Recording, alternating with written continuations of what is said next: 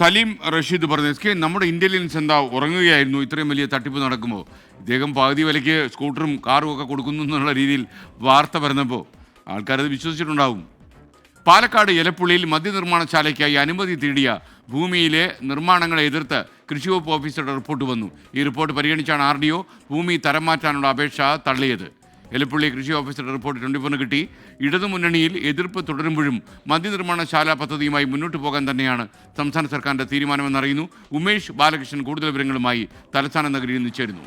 ഉമേഷ്, പറയൂ. Good morning എക്സൈൻ. എന്തായാലും കഴിഞ്ഞ വർഷം ഓഗസ്റ്റ് 29-നാണ് എലപ്പുള്ളിയിലെ കൃഷി ഓഫീസർ ഇത്തരമൊരു റിപ്പോർട്ട് റവന്യൂ വകുപ്പിന് കൊടുക്കുന്നത്.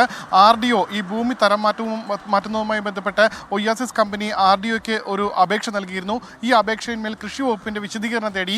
ഈ വിശദീകരണമായിരുന്നു ഈ ഭൂമി തരം മാറ്റാൻ അനുവദിക്കേണ്ടതില്ല എന്നുള്ള തീരുമാനത്തിലേക്ക് റവന്യൂ വകുപ്പിനെ എത്തിക്കുന്നത്. എന്തായാലും ഈ റിപ്പോർട്ടിൽ പറയുന്നത് 2008 വരെ എലപ്പുള്ളിയിലെ ഈ പ്രദേശത്ത്, അതായത് 4 ഏക്കർ ഭൂമിയിൽ കൃഷി നടക്കുന്നുണ്ടായിരുന്നു. ഇപ്പോൾ അത് തരിച്ചു കിടക്കുകയാണ്. പക്ഷേ എപ്പോൾ വേണമെങ്കിലും ഇത് കൃഷിഭൂമിയാക്കി മാറ്റാവുന്ന രീതിയിൽ അനുയോജ്യമാണ്. അതുകൊണ്ട് തന്നെ അവിടെ മറ്റ് നിർമ്മാണങ്ങളോ തരം മാറ്റാനുള്ള അനുമതിയോ അനുവദിക്കരുത്.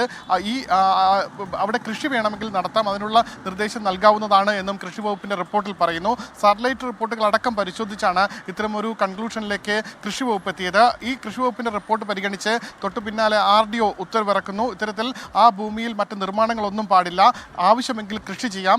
അതുകൂടാതെ മറ്റേതെങ്കിലും അനധികൃത നിർമ്മാണങ്ങൾ നടക്കുന്നുണ്ടോ എന്ന് നിരീക്ഷിക്കാനുള്ള ഉത്തരവാദിത്തം അത് കൃഷി വകുപ്പിനും ചുമതലപ്പെടുത്തിയിട്ടുണ്ട്.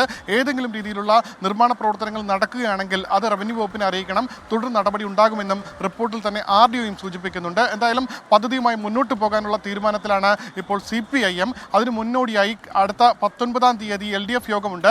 LDF യോഗത്തിൽ CPIയെയും മറ്റ് എതിർപ്പറിയിച്ച RJDയും അടക്കം അത് സമവായത്തിൽ എത്തിച്ച് മുന്നോട്ട് പോകാനാണ് ഇപ്പോഴത്തെ ധാരണ. പക്ഷേ ഈ 24 ഏക്കറോളം ഭൂമിയാണ് ഈ എലപ്പുള്ളിയിൽ വാങ്ങിയത്. അതിൽ 20 ഏക്കറിൽ ചില ഭാഗങ്ങൾ മാറ്റിയെടുക്കാൻ കഴിയുമെന്നാണ് തരം മാറ്റിയെടുക്കാൻ കഴിയുമെന്നാണ് കരുതുന്നത്. ഒരുപക്ഷെ മറ്റ് പ്രദേശങ്ങൾ കേന്ദ്രീകരിച്ച് നിർമ്മാണ പ്രവർത്തനങ്ങൾക്ക് അനുമതി നൽകാനുള്ള സാധ്യതയാണ് ഇപ്പോൾ ഉരുത്തിരിഞ്ഞു വരുന്നത്. SK.